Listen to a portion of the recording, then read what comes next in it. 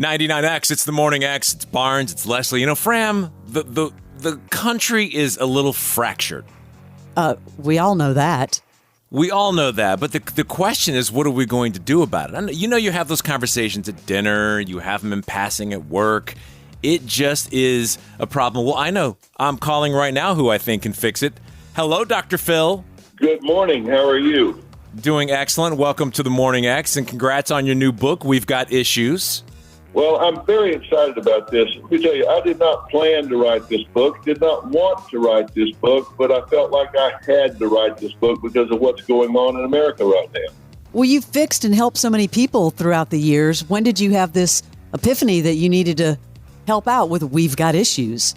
Well, you know, Leslie, you're right. I've been on for over 20 years, and we get all of the guests that come on the show and all from people that write in and say, hey, listen, I'm facing this, I'm facing that, because I've always dealt with real people with real challenges looking for real solutions. And all across the time I've been on, I've watched those questions change and evolve across time.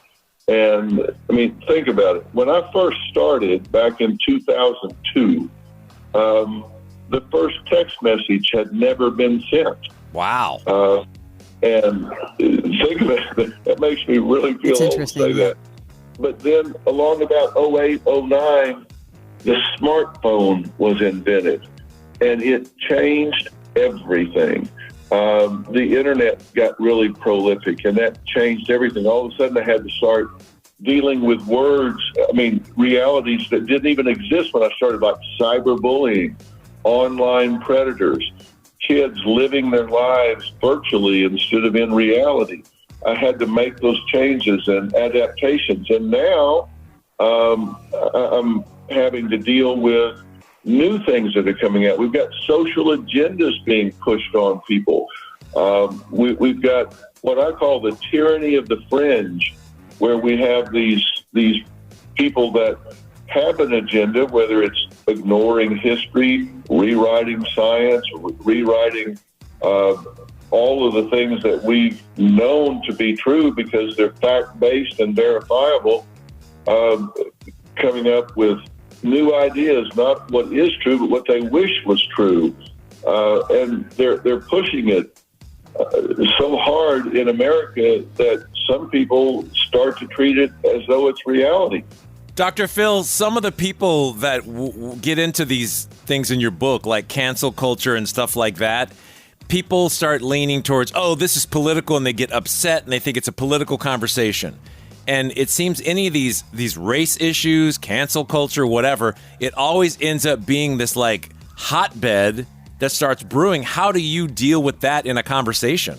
Look, this is not, by the way, I'm not political at all. I could care Democrat, Republican, I could care less. Both sides get stupid, and I say so when they do.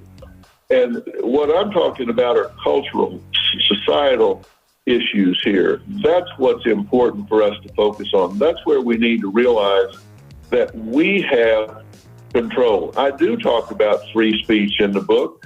And, you know, it's interesting. We do have the First Amendment in America. And nobody's challenging the First Amendment. We're trying to muzzle each other. It's not the government coming in doing it. It's us, people, trying to muzzle one another. You can't say that. You have to use this word. It's like George Orwell's 1984.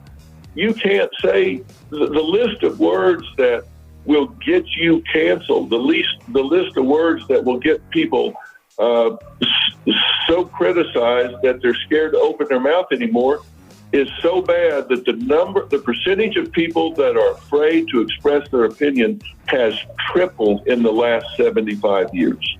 I believe it. People tell us every day to watch what we say, and I'm surprised we've made it this long and that we're still sitting here because we do express our opinion, but I think you need to be able to express your opinion, but the world has gone soft, right? What's being taught in the colleges and universities is not preparing our young people for the real world.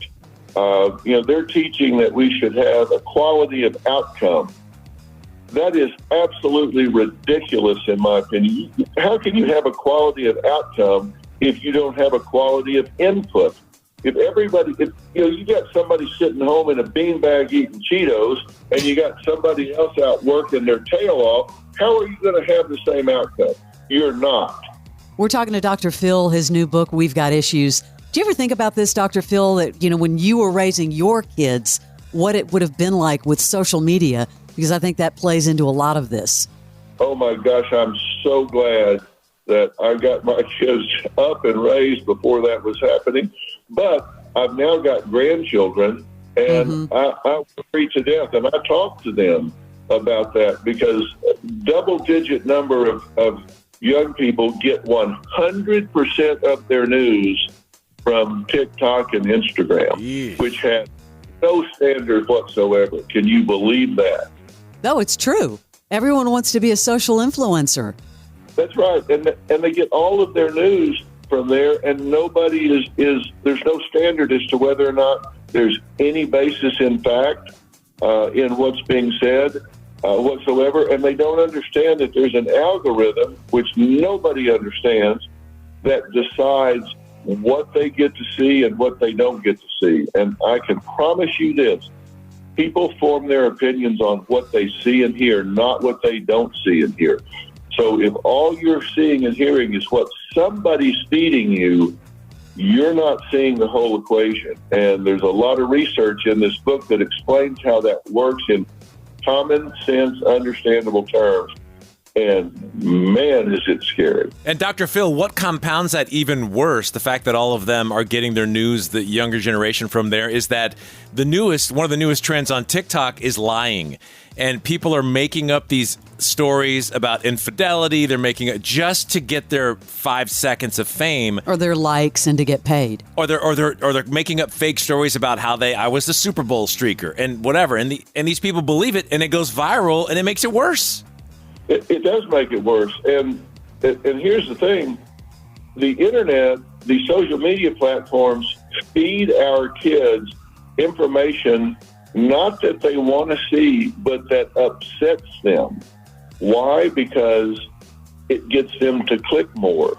And that's why these young people that spend time on the social media platforms wind up depressed, anxious, and lonely. The average young person right now has less than one real friend in the real world. Now, it's really sad. Dr. Phil, how many times a week do you get stopped when you're out and about and people want to tell you their problems because of, being on television all these years and helping so many people? That has to happen, right? It does happen. And I tell you what, I learned a lot from that, because people come up and say, "You haven't talked about this yet. I wish you would." Or, "You talked about this and it changed what we did in our family." And that's what determines the content. And it's one of the reasons that I launched Merritt Street Media, which is a 24-hour, 7-day-a-week network. Man, you came from being a guest with Oprah, and she kissed you, baby, and now you've got your own network, Dr. Phil. I tell you what, it's been a journey, and I've enjoyed every bit of it. I'm proud of everything that we've done along the way, but it's time to do what we're doing. And I didn't want to write another book. Books are a lot of work, by the way. I bet. A lot of hours, a lot of research, a lot of writing and rewriting and all, but I felt like I absolutely had to write this book. Well, congratulations, #1 New York Times bestselling author, Dr. Philip C. McGraw. Well, we know him as Dr. Phil. The book is out. It's called We've Got Issues. Dr. Phil, thanks for your time today. I appreciate it. People can find it on Amazon, and they can order it today. It'll be in their hands on Tuesday. Excellent. Thank you. We'll talk to you soon, Dr. Phil. See ya. Thanks so much. Thanks, guys. It is the original. This is 99X.